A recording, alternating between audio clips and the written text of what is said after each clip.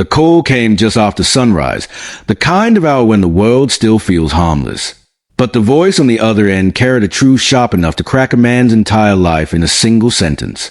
"My daughter has been stealing from your grandchildren's trust fund, Mr. Caldwell." And that isn't even the worst of it. The kitchen was still cold, my coffee untouched, when the attorney told me the number.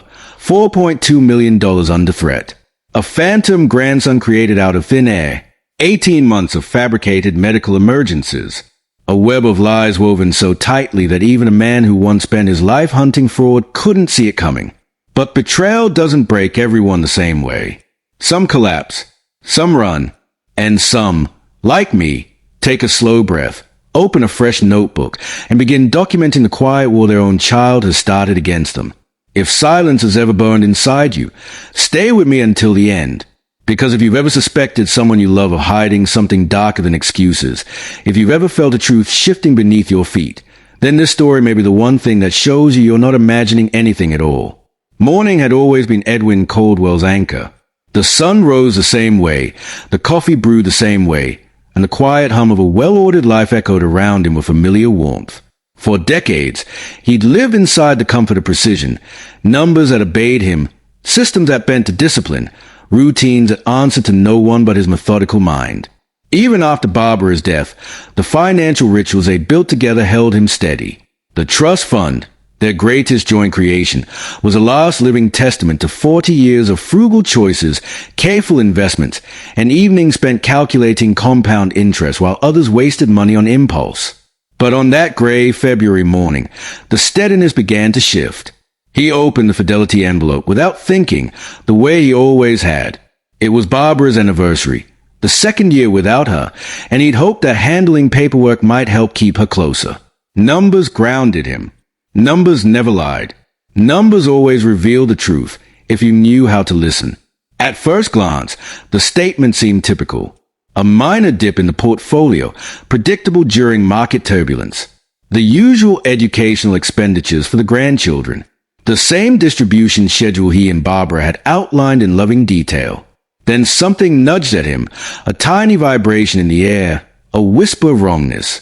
He reached for his calculator, the one he'd owned since before Victoria was born, the keys worn smooth from decades of use.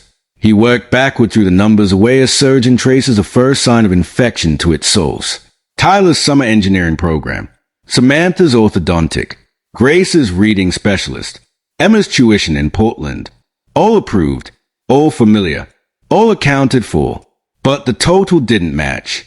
$25,000 had gone somewhere else. To someone else. A name he had never seen in any family ledger, any family tree, any conversation across his 72 years. Mason Caldwell Reed. His breath caught, not dramatically, not in fear, but in calculation.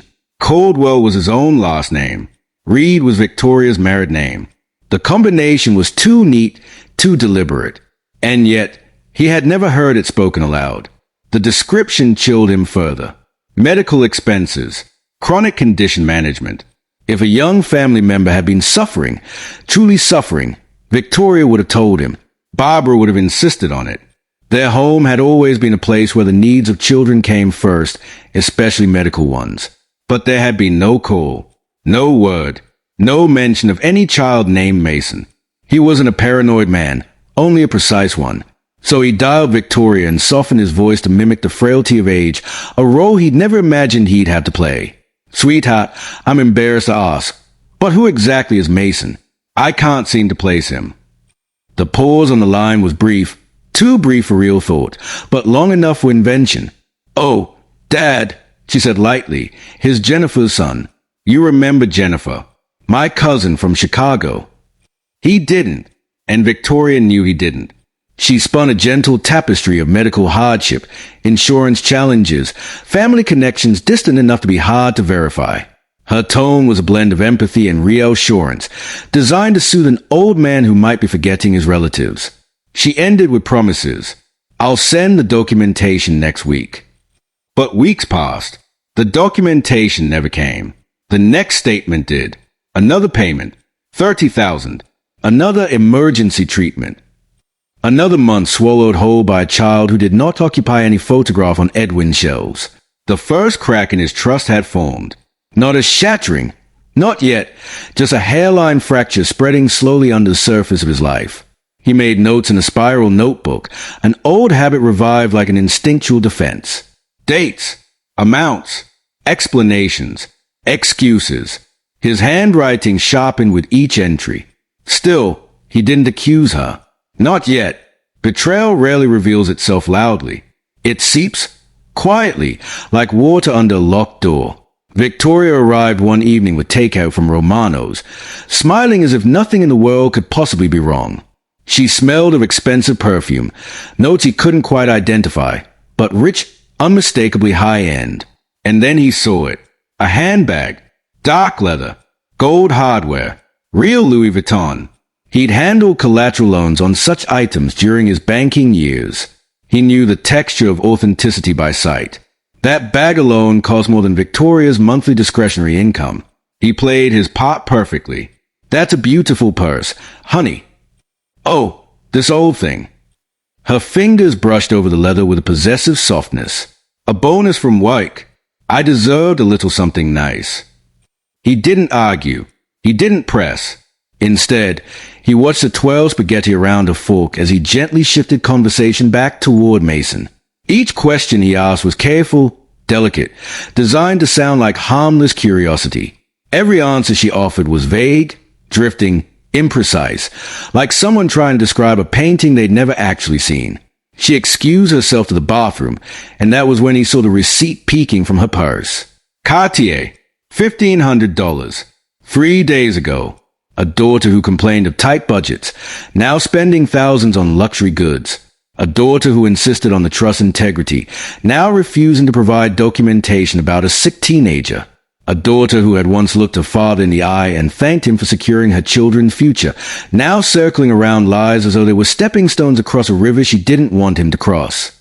He made no accusations, only notes, because Edward Caldwell understood something most people never learned. A lie might fool the heart, but numbers told the truth every time. Every night he went back through his ledger. Every number whispered the same warning. Something inside his family had begun to rot.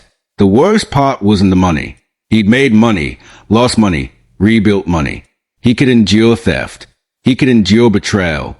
But what he couldn't shake, what gnawed at him when the house was dark and the wind pressed against the kitchen windows, was the echo of Barbara's voice.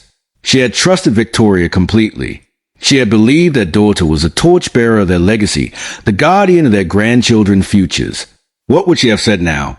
Edwin didn't know, but he felt her absence more sharply than ever, like she was standing just out of reach, urging him to look closer. And so, he did. The ledger had begun to bleed, and he was about to discover just how deep the cut went. Suspicion is a quiet thing. It doesn't roar. It doesn't announce itself. It simply settles into a room like an unwelcome draft. By the time Edwin finally admitted what he felt, it was already too late to pretend the air hadn't changed.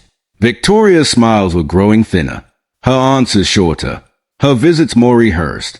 And yet she moved through his home as though nothing were wrong, touching countertops, straightening mail, pouring herself coffee from the pot Barbara had once guarded like a sacred relic. Watching her now was like watching a stranger wearing his daughter's face. If he confronted her too soon, she would bury whatever secret she were hiding. If he waited too long, the trust might bleed out entirely. So he turned to the only weapon he'd always trusted, information. He contacted Patrick O'Brien, an old ally from his banking days, a man whose ability to detect financial manipulation bordered on surgical. They met at Murphy's Diner on a weekday morning, a place with sticky menus and indifferent waitresses, exactly the kind of location Victoria would never step into. Edwin arrived early, ordered black coffee, and waited. Patrick walked in with the same brisk confidence he'd carried 20 years earlier. "You look like a man staring down a storm," he said after scanning the documents Edwin slid across the table. "I need to know what's happening," Edwin replied. "And I need to know quietly." Patrick studied the trust statements with the intensity of a man reading confession written in code.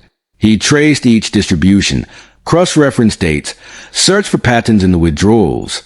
When he finally spoke, the diner's dull hum seemed to fade. "Ed, these payments aren't mistakes. They are designed."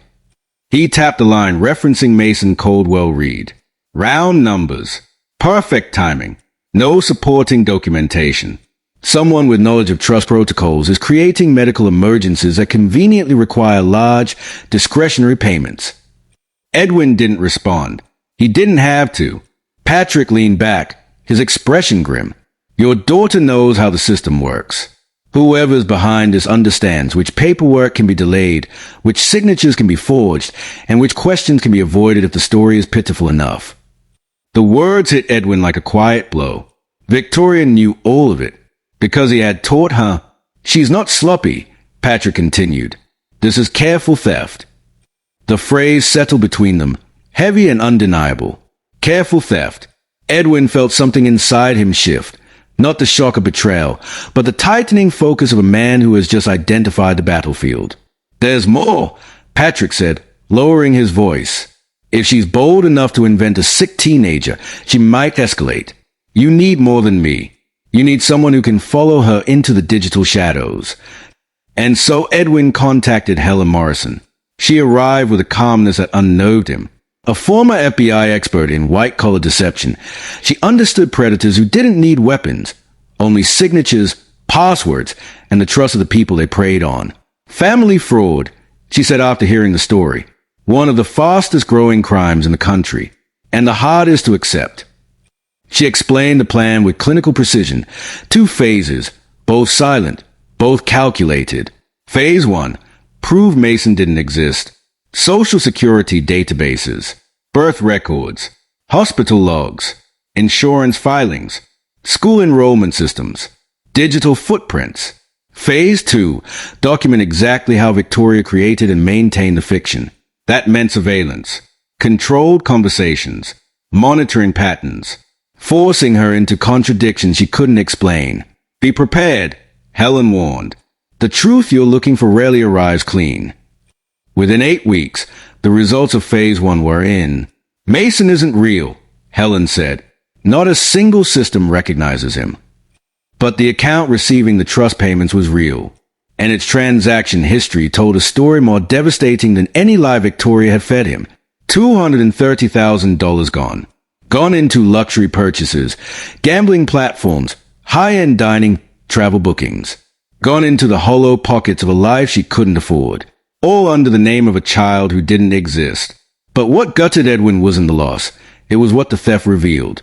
His daughter was drowning, and instead of reaching for help, she had reached for her own children's future. Escalation has already begun, Helen said. Last month alone, she took $4,000 to $5,000. The trap needed to be set before she drained the trust entirely. Helen coached him on the phone call. His tone, his pauses, the illusions of confusion he needed to project. When he phoned Victoria, he played the role flawlessly. I'm feeling overwhelmed, honey, thinking about simplifying things, maybe dissolving the trust while I'm still sharp enough to manage it. The effect on Victoria was immediate. Terrified, rattled, desperate to keep control of the structure that enabled her theft. Dad, let's not rush into decisions, she insisted quickly. Let me help. Let's talk to an advisor. Don't make big changes. The fear in her voice was not fear for the children. It was fear for herself. And then the withdrawals accelerated again. $55,000 in a single day. More than she had ever taken at once. Patrick called with urgency. She's panicking. Whatever you said worked. But it was Helen who brought the most chilling evidence. The recording. She'd hidden a device inside a small ceramic penguin Grace had once made in art class. Victoria, believing Edwin was in the kitchen, had taken a private phone call in the living room. Except it wasn't a phone call. It was a performance. 2 voices. 1 conversation. Both voices belonging to Victoria. She spoke as herself, then as Jennifer, Mason's mother, shifting her pitch, adjusting her breath, creating an entire emotional dialogue with a woman who didn't exist. Mason's treatments are getting more expensive. Dad's asking too many questions. We need to move the next $60,000 quickly. The recording captured everything. The lies, the strategy, the fear. When Helen finished playing it, Edwin's heart felt hollow. But nothing could have prepared him for what she said next. There's something more. Something unrelated to the fraud, but connected to your daughter's secrecy. Ed, you have another granddaughter. Silence filled the room. She's 8. Her name is Lucy. It was as though the world tilted. Victoria had hidden a child. A real child. A little girl with autism who needed support, care, resources, and who'd been told her grandfather wasn't available, wasn't interested, wasn't capable. A lie crueler than theft. A lie that stole love. Edwin felt his chest tighten, not with rage but with a deep, aching sorrow. He deserves to know her, Helen said softly, and she deserves him. The quiet war had shifted. This was no longer about numbers. This was about blood, and the rage he had kept carefully folded away for months finally began to unfurl, slow, cold, and unstoppable. The courthouse was colder than Edwin expected, not in temperature, but in spirit, an austere, echoing place where truth was stripped of sentiment and lay bare under fluorescent lights. He walked in with Richardson at his side, Patrick and Helen following behind like shadows carrying the weight of evidence. It felt less like arriving for a proceeding, and more like stepping into the final theater of a war he never wanted but could no longer avoid. Victoria was already seated at the plaintiff's table. For a moment, he didn't recognize her. Her posture was rigid, her expression carefully crafted into concern, and her eyes, those familiar brown eyes that once lit up over puzzles at a kitchen table, were fixed on the judge as though she were the victim in this story. Her attorney, Sarah Chen, sat beside her, organizing color-coded folders with clinical precision. She radiated confidence, the kind of calm born from believing she held the stronger case. But she didn't know the truth waiting in the evidence that would soon crack the narrative wide open. The judge, Honorable Patricia Wells, entered with a commanding presence of someone who could break or preserve entire lives with the placement of a single signature. She reviewed the case summary aloud. Victoria Reed petitioning for emergency conservatorship of a father, alleging cognitive decline and financial instability. Edwin sat with his hands clasped, his expression controlled, the picture of a man who had spent a lifetime measuring his words and his emotions. Then the hearing began. Victoria's attorney rose first. Your Honor, Chen began, her voice smooth. This case is about protecting vulnerable financial assets and ensuring a family trust remains intact for 4 young beneficiaries. Mr. Caldwell has demonstrated repeated signs of mental decline, forgetting relatives, misremembering financial procedures, threatening to dissolve a carefully structured trust. Edwin remained silent. He let her paint him as a confused old man, someone slipping into incompetence, someone fumbling the legacy he'd worked decades to build. She spoke of paranoia, misinterpretation, and impulsive behavior. She spoke of Mason. My client, as co-trustee, acted in good faith to support a distant family member facing severe medical hardship. Mr. Caldwell's confusion about this child only reinforces our concerns. It was a masterclass in presentation, facts rearranged until they created an illusion. Then Richardson stood, and the air shifted. Your Honor, he began, his tone steady. This case is not about cognitive decline. It is about deception. Systematic, calculated deception perpetrated by Ms. Caldwell Reed for the purpose of stealing funds from a multi-million-dollar trust. Victoria's face twitched. Richardson continued, each word deliberate. We will show evidence that the beneficiary known as Mason Caldwell Reed does not exist. Not in any database, birth record, medical record, or address registry. We will show that trust funds were transferred into accounts controlled solely by Ms. Caldwell Reed. We will show luxury purchases, gambling expenditures, and fabricated emergencies.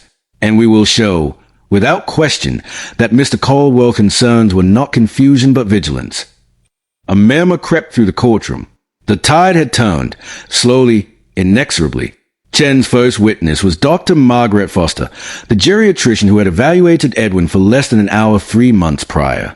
Her clinical testimony sounded authoritative, age-typical decline, slower processing, mild forgetfulness. Nothing severe, but enough to raise questions. Richardson dismantled it with surgical precision. Doctor, in your professional opinion, is slight slowing of recall at age 72 unusual? No. Does it indicate incompetence? No. Did you test Mr. Caldwell's financial reasoning abilities? No. Did you witness any behavior consistent with dementia? No.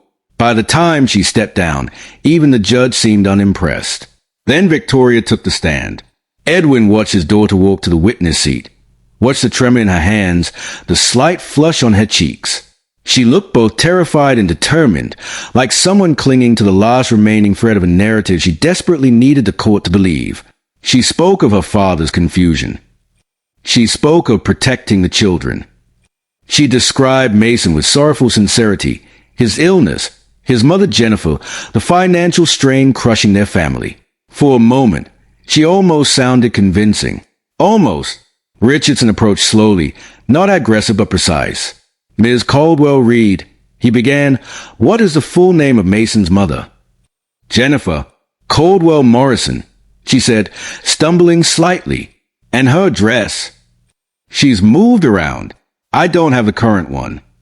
What hospital is treating Mason? Children's Hospital in Chicago. And the treating physician? Dr. Stevens.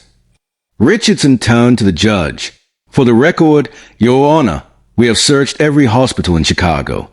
There is no Dr. Stevens specializing in autoimmune disorders. There are no medical records for any patient named Mason Caldwell Reed. There are no insurance claims, no prescriptions, no school enrollment, no residence. Victoria's face drained of color. Richardson's voice sharpened. Ms. Caldwell Reed, isn't it true that Mason does not exist? Her lips parted. Nothing came out. So Richardson pressed a button on the audio device, and the courtroom was filled with her voice.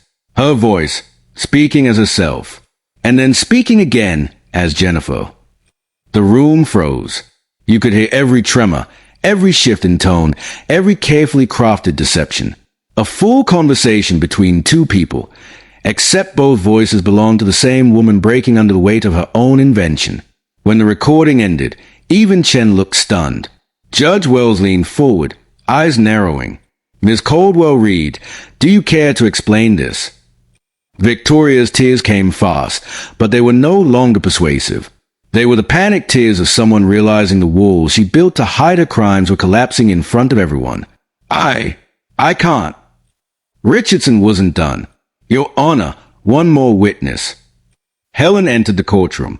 At her side was a small girl with dark hair and the same Caldwell eyes. Lucy. The room gasped. Even Victoria's attorney turned to her in shock. Judge Wells' voice softened, just barely. Ms. Caldwell Reed, is this your daughter? Victoria nodded, hands trembling. And you concealed this child's existence from her grandfather while claiming he was confused about family. Another nod. The judge's tone hardened. Why? Victoria whispered something, broken. I didn't want. The trust split further. She needs care. I needed the money. Edwin closed his eyes briefly. Lucy stood quietly, watching everything, not fully understanding the storm she'd been born into. Richardson placed a folder on the judge's desk. Lucy's medical records, school files, therapy needs. All the real documentation Victoria had hidden with far more effort than she had spent building the lie of Mason. The judge took a 10-minute recess. When she returned, her verdict was sharp as a blade. Mr. Caldwell retains full control of the trust. Effective immediately, all distributions are frozen pending forensic review. Ms. Caldwell Reed is ordered to make full restitution for unauthorized withdrawals. This matter will be referred for criminal investigation. Victoria collapsed into tears. Real tears. But too late. The war had ended. Not with shouting, not with violence, but with truth cutting clean through the loss of her lies. Edwin did not look at her with hatred, only sadness. Then he looked at Lucy, his hidden granddaughter, and saw a future worth fighting for. The silence after a war is never peaceful. It hums with the echo of everything broken, everything said, everything lost. When Edwin walked out of the courtroom that day with Lucy's small hand folded trustingly inside his own, he felt none of the triumph an outsider might have imagined. Victory, in its rawest form, is often nothing more than quiet devastation with the faintest edge of relief. The world outside seemed brighter, louder, too normal for what had just unfolded. Lucy looked around with cautious curiosity, clutching her panda-patterned backpack the way some children hold on to stuffed animals. She didn't yet understand the courtroom's weight. She didn't know that her life had just changed as dramatically as her grandfather's. She only knew she was walking beside someone who didn't feel like a stranger anymore. 3 weeks later, after emergency evaluations, temporary custody arrangements, and an avalanche of paperwork, Lucy came to live with him permanently. The first night was quiet. She set her backpack on the chair where Barbara once sat folding laundry. She walked through the house slowly, touching walls, examining photos, pausing at puzzles half-finished on the dining table. Edwin watched her explore with the tenderness of a man seeing sunlight crack open after an endless winter. "Is this my room?" she asked when they reached the guest bedroom. "Yes, sweetheart," he said. "It's yours now." She nodded, not smiling, not nervous, just thinking. Lucy always seemed to be thinking, processing, measuring the world with the same deliberate attention that Edwin once gave to balance sheets and loan applications. He made hot chocolate. She drank it silently. Then she looked up at him, her eyes earnest and direct. "Can I ask you something?" "Of course." "Why didn't Mom tell you about me?" He swallowed, feeling the sharp sting of that question settle deep in his chest. "I don't know, Lucy," he answered gently, "but I'm very glad I know you now." She nodded again, as if saving that answer in some internal drawer. Then she went to bed without another word. But that night, as Edwin stood in the hallway listening to her soft breathing, something he hadn't felt in months, maybe years, stirred inside him. Hope. Their morning soon became a ritual, a new rhythm shaped by both their needs. Lucy needed routines. Edwin needed purpose. Together they created a life that fit between them like two puzzle pieces that had been apart for too long, but still remembered the shape of each other. Every morning she made hot chocolate while he brewed his Maxwell House coffee. She preferred the panda mug. He preferred his chipped grandpa mug Barbara had once given him half-jokingly. She sat beside him as he read sections of the Wall Street Journal aloud. Some days she listened quietly. Other days she asked questions with startling depth. Why do stock prices rise faster when people expect something good, but drop even faster when they expect something bad? She asked one morning. Edwin looked at her, stunned, not by her intelligence, but by the clarity with which he saw the mechanics of the world. "That's an excellent observation," he said. "It's because fear moves quicker than confidence." She nodded slowly. "I think people do that too." Her words settled over him like a truth he'd been searching for. Fear moves quicker than confidence. Victoria's entire scheme, all the lies, all the manipulation, it had all grown out of fear. Fear of failure. Fear of loss. Fear of judgment. Fear that had moved faster than love. Lucy thrived in her new environment. With consistent routines, patient attention, and access to proper therapy and special education support, she bloomed. The hesitation in her voice softened. Her shoulders relaxed. She started humming while working on puzzles, soft, tuneless little melodies that filled the house like echoes of a childhood finally unfolding. Her favorite activity became their puzzle afternoons. They spent hours bent over 1,000-piece images, galaxies, forest scenes, city skylines, talking in the calm, unhurried way that came so naturally to both of them. One afternoon, after piecing together the outer ring of a solar system puzzle, she looked up at him. "Grandpa Ed, did Mom get in trouble because of me?" The question pierced him. "No, sweetheart," he said, choosing each word with care. "Your mother got in trouble because of choices you made, not because of you." She considered that for a long moment. "Are you angry at her?" He hesitated. The truth was complicated, an ever-shifting landscape of grief, betrayal, and something that faintly resembled compassion. "I'm hurt," he admitted, "but I don't hate her." "Mom cries a lot," Lucy whispered. Edwin nodded. "I know. She's working on herself now." "Will she get better?" "I believe so," he said, "but it will take time." Lucy placed another puzzle piece, fitting it carefully into the edge. "Sometimes," she said softly, "people lie because they are scared of what will happen if they tell the truth." Her words, the simplicity of them, made Edwin's eyes sting. "Yes," he agreed, "but lies always cost more in the end." She nodded, satisfied, The legal cleanup took months. Victoria's charges were serious: wire fraud, identity theft, financial elder abuse. But the prosecution recommended an 18-month suspended sentence, provided she attend addiction treatment and repay every stolen dollar. She agreed, and then she broke down. Not once, but many times, across courtrooms, in counseling rooms, during supervised visits with her children. She had been hiding more than lies. She had been hiding herself, drowning silently under guilt and debt and fear. Edwin didn't forgive her immediately, but he didn't abandon her either. Healing wasn't linear. It zigzagged, faded, surged, stumbled. They met in family therapy sessions once a month. Some sessions ended in tears. Some ended in silence. But slowly, painfully, the edges of something once beautiful began to re-emerge. Victoria spoke honestly for the first time in years. "I didn't think I deserved help," she admitted in one session. "So I took it. I stole it. And then I couldn't stop."